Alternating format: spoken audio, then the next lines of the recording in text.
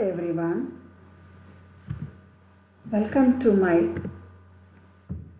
today's presentation presented by Shashikala GT, Assistant Professor of English, Government First Grade College at PG Center, Davangere, Karnataka. Today we will see about some of these images which shows different images of women where they are in different attire, which clearly shows that women can do anything. So what I am going to try is, today's topic is about feminism. So feminism as a movement in the 19th century started, which focused on particularly position of women and their status in the society. They used the languages of rights and equality, but in the 20th century they used oppression and liberation.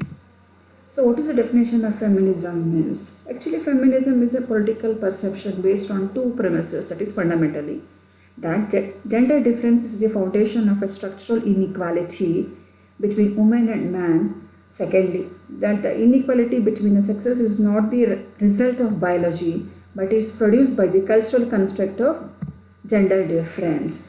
Feminist criticism has four specific tasks. It has main thing. The first one, to identify the women's work which have not been printed or been neglected or misinterpreted.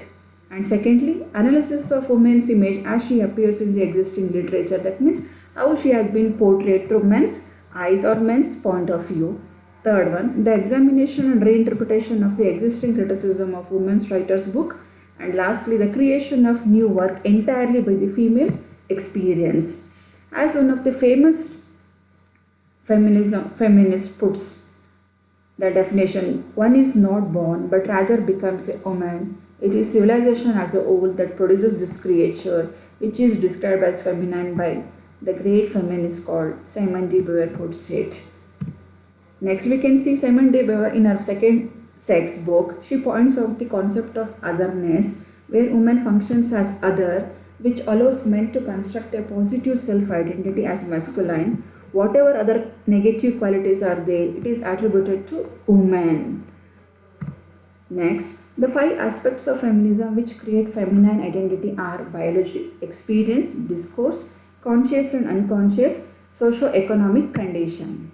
So firstly, the biological refers to biological essentialism and biological determinism, where we can see that biological essentialism is a belief that woman's nature is inevitable consequence of reproductive role, whereas identity of woman is constructed by patriarchal social system.